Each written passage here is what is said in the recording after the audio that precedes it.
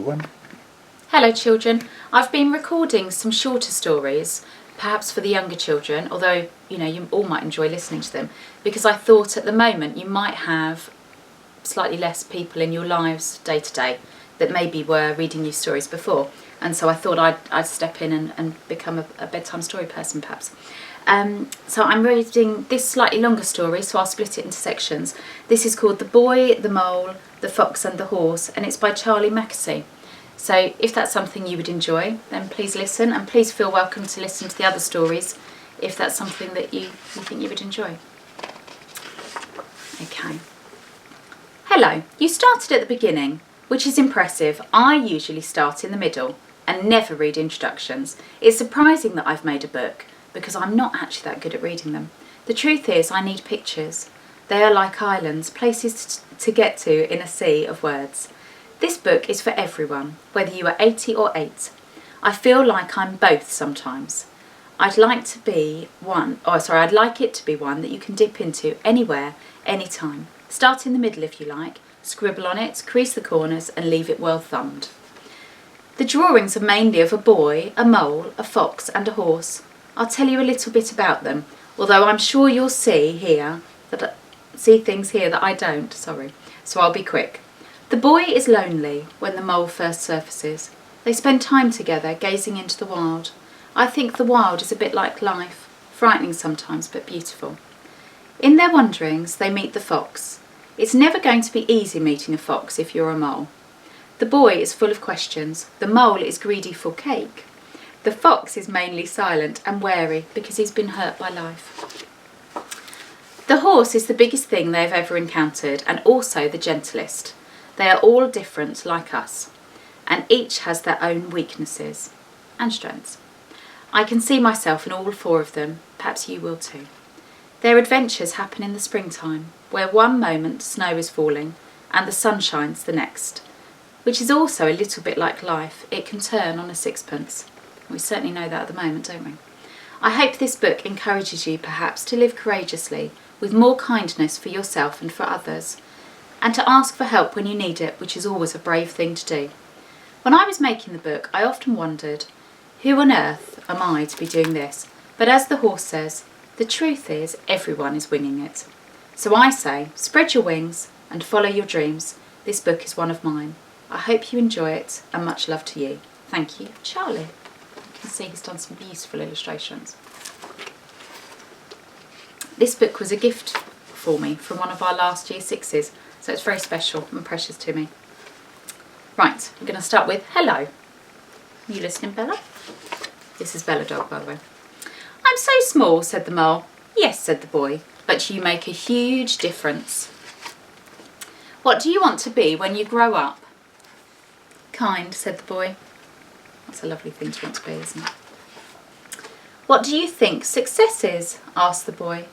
To love, said the mole. Well, hello. Well, that looks good, doesn't it, that cake? The mole really likes cake. Do you have a favourite saying? Asked the boy. Yes, said the mole. What is it? If at first you don't succeed, have some cake. I see. Does it work? Every time. I think that could be Mrs. Scott's saying. I got you a delicious cake, said the mole. Did you? Yes. Where is it? I ate it, said the mole. Oh. But I got you another. Did you? Where is that one? The same thing seems to have happened. And there's the mole saying, just a tiny taste. Bless him. I can sympathise with that. It's very hard to save cake. What do you think is the biggest waste of time? Comparing yourself to others, said the mole. I wonder if there is a school of unlearning. That would be nice, wouldn't it? To unlearn comparing ourselves to anyone but us. Most of all, the old moles wish they had... Oh, goodness, sorry. Most of the old moles I know wish they had listened less to their fears and more to their dreams. That's better, isn't it? What is that over there? It's the wild, said the mole. Don't fear it. Imagine how we would feel and how we would be if we were less afraid. I think this is one of the most beautiful pictures.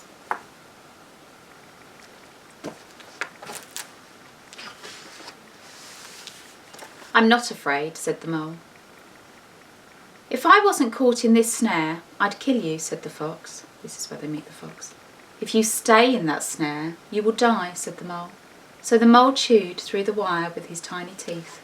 That's very kind, wasn't it? He could have been very scared of that fox. One of our greatest freedoms is how we react to things. So you can choose how you react to certain things.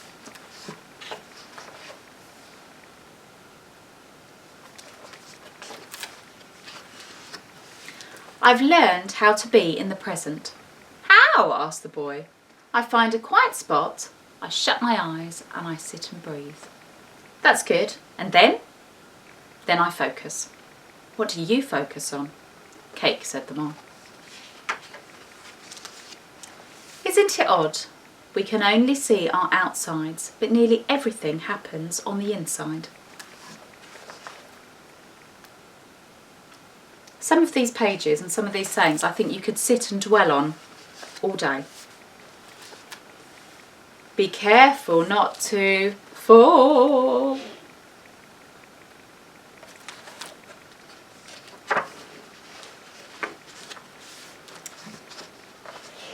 There's so much beauty that we need to look after.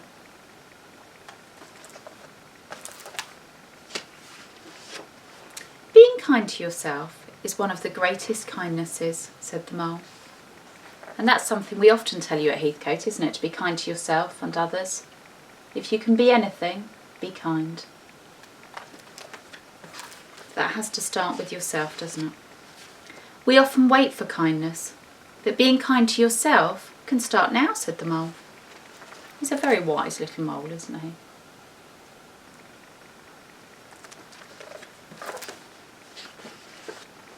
Often, the hardest person to forgive is yourself. Sometimes I feel lost, said the boy. Me too, said the mole. But we love you, and love brings you home. I think everyone is trying to get home, said the mole. That's just what we want, isn't it? To feel safe. And I'm going to stop here for the first section because this is where we meet the horse. I hope you enjoyed it and you get to listen to the next section. Bye everyone.